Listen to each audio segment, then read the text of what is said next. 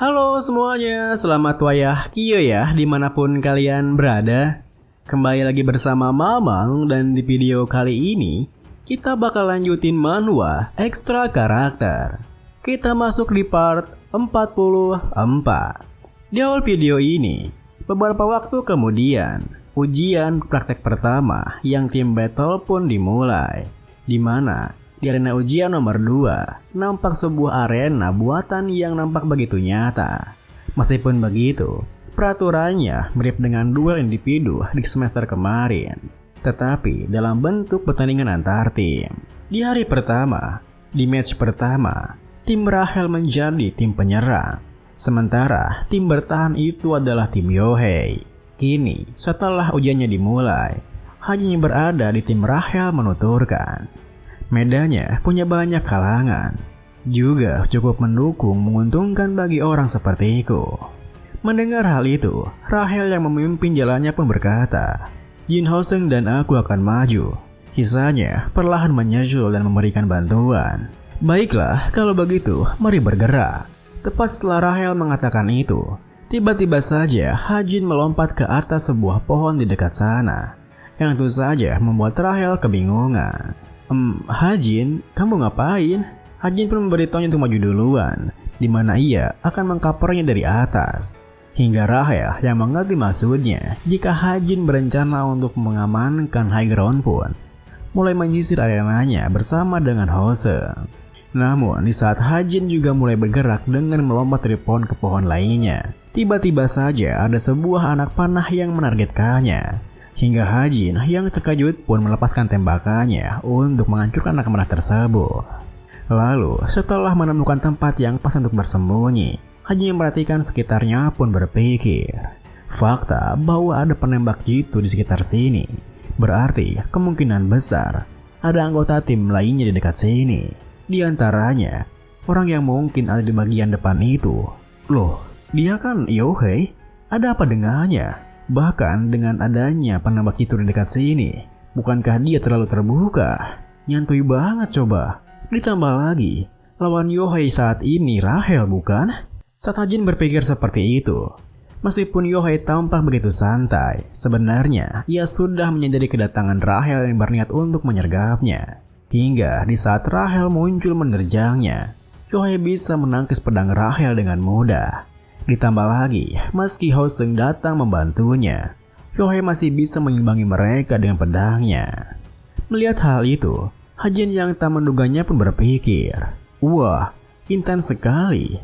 Bahkan dengan Rahel dan Hoseng yang menyerangnya bersama, mereka berdua tak bisa mengalahkannya. Yohei, apa dia memang selalu sekuat ini?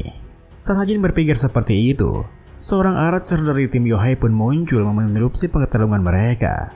Hingga Hoseng yang harus mewaspadai mereka pun berkata, weh, siapa sangka mereka bisa bertahan melawan aku dan Rahel. Ditambah lagi, mereka itu berperingkat ketiga loh. Apa ini semacam bab magic?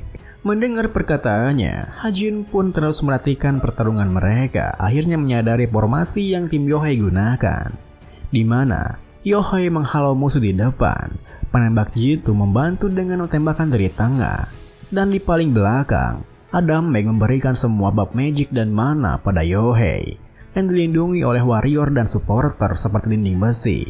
Dengan kata lain, mereka menggunakan sebuah strategi klasik yang disebut dengan One Man Team Yohei.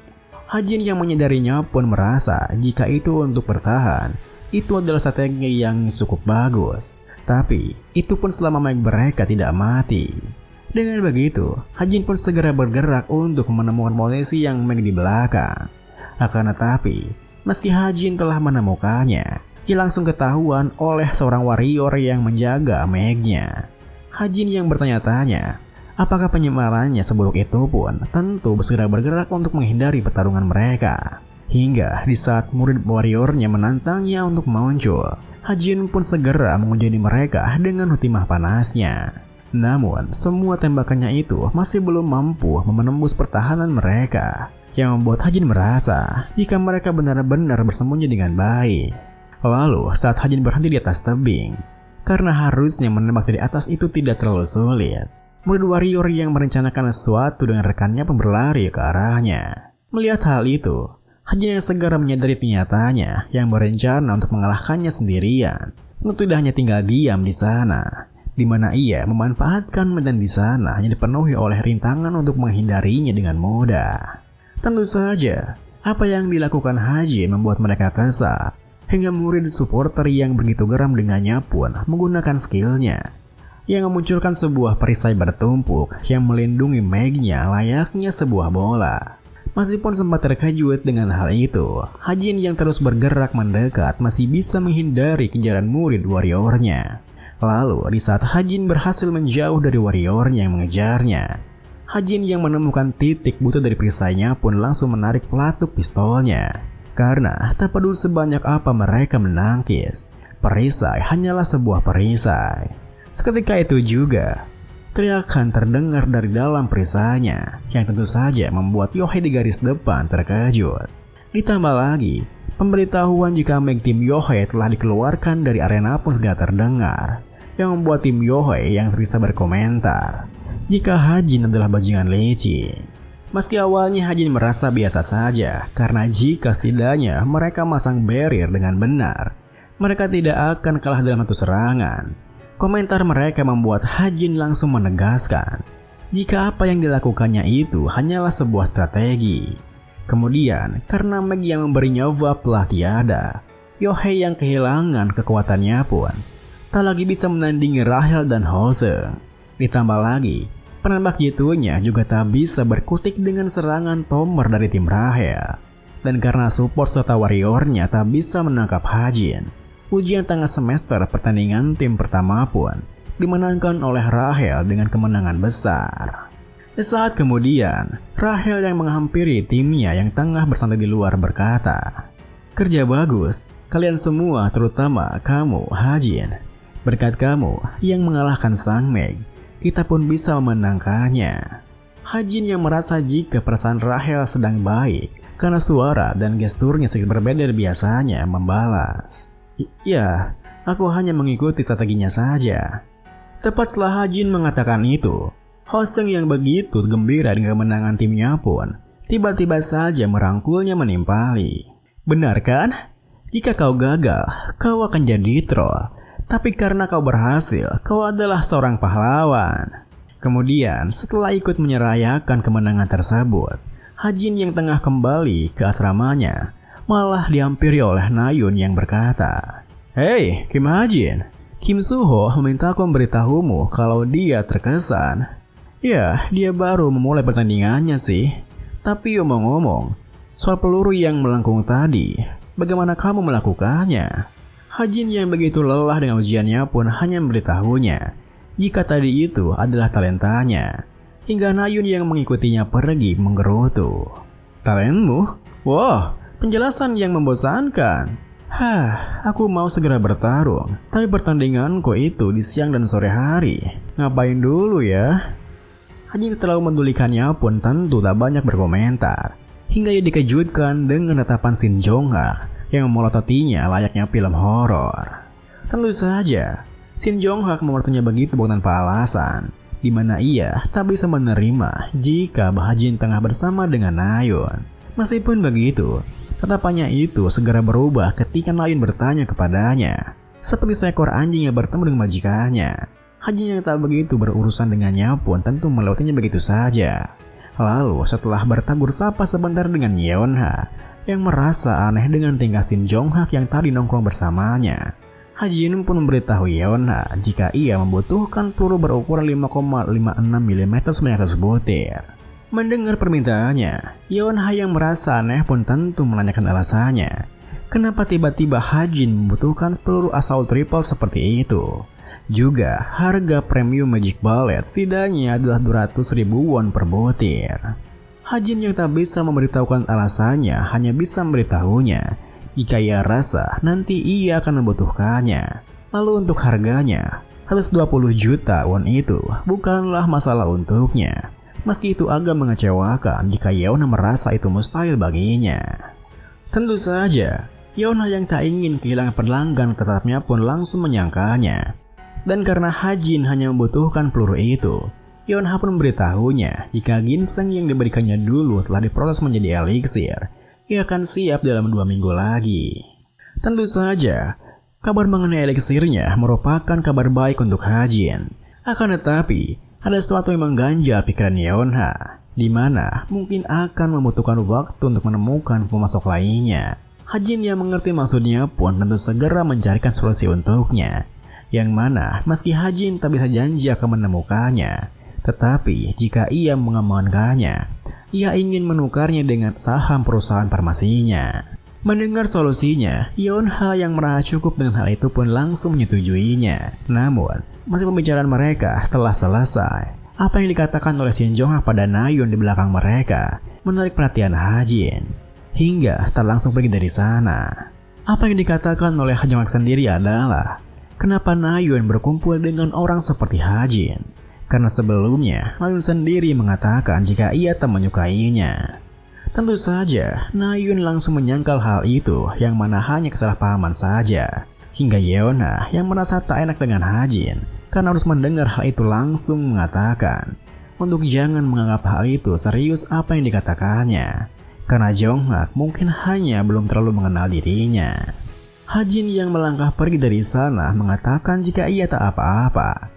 Dan janganlah mengkhawatirkan dirinya akan hal itu. Meskipun begitu, sebenarnya Hajin tak terlalu senang dengan hal itu. Tetapi karena itu hanyalah peran yang diberikan kepadanya, ia tak bisa ikut campur di dalamnya. Bagaimanapun, Shin Jong-hak adalah keturunan dari kepala Dewa Negara bagian kuno yang zaman dahulu melayani sang raja. Dia juga cucu dari Shin Myung-chul, hero hebat yang menyelamatkan di Korea Selatan setelah Kautko. Jadi wajar saja dia bangga dengan keturunannya dan statusnya itu. Meskipun ada sesuatu yang belum terungkap dari Shin Myung-chul itu. Beberapa saat kemudian, Hajin yang tiba di asramanya malah dikejutkan dengan tingkah Eva yang langsung memeluknya dengan tangisannya. Ternyata Eva bertingkah seperti itu karena Hayang, kucing yang mereka pungut di jalan waktu itu, mencakar tangan mungilnya. Hingga Hajin yang mengira jika Eva dalam bahaya pun merasa kesal padanya. Akan tetapi, Hajin segera menahan dirinya karena mengingat peraturan menjadi orang tua yang pernah ia baca di Google.